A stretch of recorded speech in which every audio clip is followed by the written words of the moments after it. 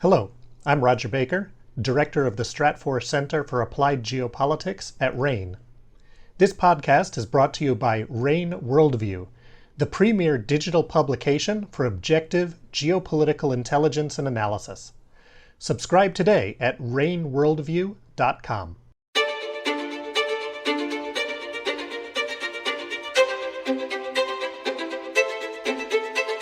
You are listening to the Essential Geopolitics podcast from RANE. Our discussions focus on current geopolitical developments and emphasize their future trends and effects.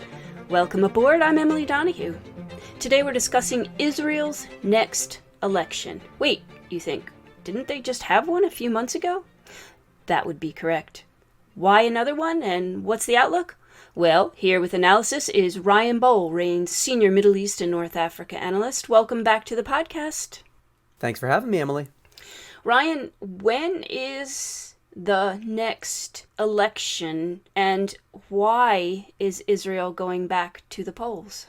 So the election is scheduled for November 1st of this year, and the reason they're going back to the polls is because the political paralysis that they've got, that has kind of set into the electorate, that wasn't really solved with the last government. What the last government was, under Naftali Bennett, the outgoing prime minister, was an ideologically diverse coalition of parties that didn't really see eye to eye on pretty substantial issues. Things like some parties wanted settlements in the West Bank, other parties were opposed to that, some parties wanted more Arab-Israeli rights, other parties were not as in favor of that. There were some substantial differences in these ideologies of these parties, but they were willing to work together because after a series of elections, as you were noting in the intro, there hadn't been a decisive political result that would have ejected former Prime Minister Benjamin Netanyahu from power and allowed a new Israeli government to take over. Instead, what we kept getting is these very narrow margins between the pro-Netanyahu coalition and the anti-Netanyahu coalition. And that, over the past few years, has pretty much defined Israeli politics. Either one is pro-Netanyahu or anti-Netanyahu, and that is how these coalitions have shook out. Unfortunately, over the past year, there have been these sort of death by a thousand cuts for this coalition. There are these small disputes that become big disputes, and eventually what happened was individual members of the coalition, members of the Knesset, MKs, started to defect away from the coalition, first depriving it of its very slim majority, and then finally putting it into minority status. And the leaders of this coalition finally realized that if they couldn't pass legislation, it was better for them to just bring down the government and call for new elections rather than continue on until the government would have collapsed because of more coalition defections. Ryan, you mentioned Netanyahu. Is there a chance that he could possibly return to power? There is not only a chance, there's actually a relatively good chance at this point.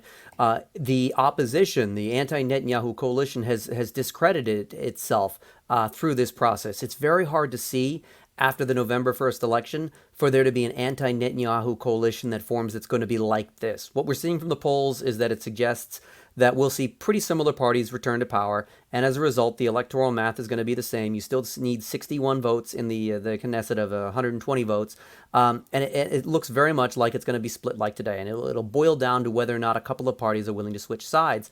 And right now, the parties that might switch sides, they look like they're more likely to throw their lot in with Netanyahu than with another attempt at a unity government that might not get their priorities done.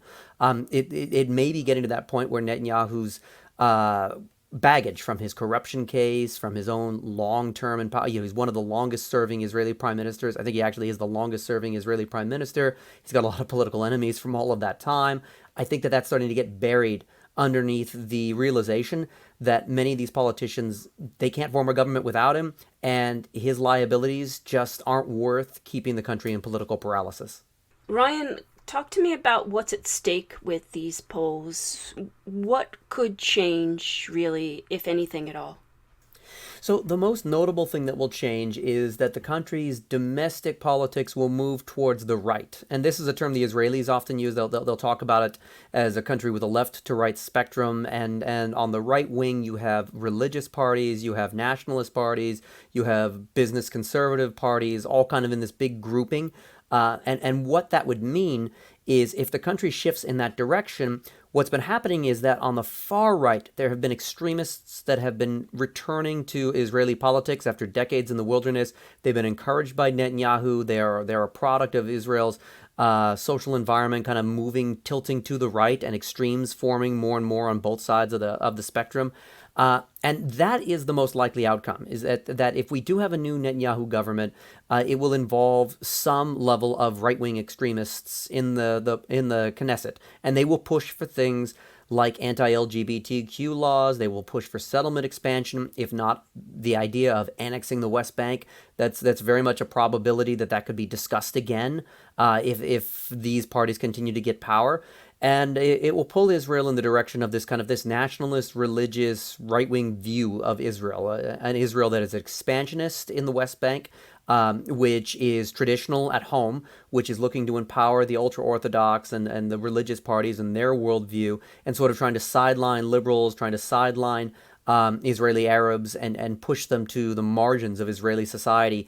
That's sort of what we're looking at. That's the most consequential thing that could happen from this. And as a result, if that sort of thing, even the threat of that is on the table, the tensions that we saw boil over in 2021, which led to intercommunal riots, those become a fair bit more likely, either because right-wingers provoke those sorts of riots, or Israeli Arabs decide to carry out protests against the potential new right-wing government, and then that escalates into another major intercommunal violence situation.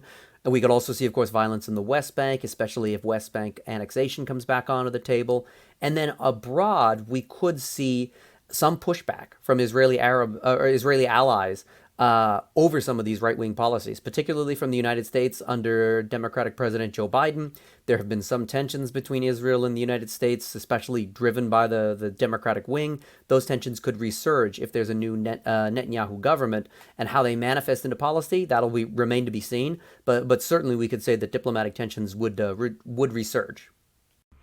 Wow, there is quite a lot packed in there. Thank you so much for that analysis.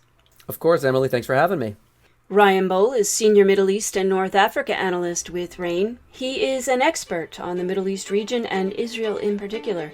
You can read some of his work in RANE Worldview, which offers objective geopolitical analysis and intelligence covering the global landscape. Get a great deal when you subscribe today. Visit raneworldview.com.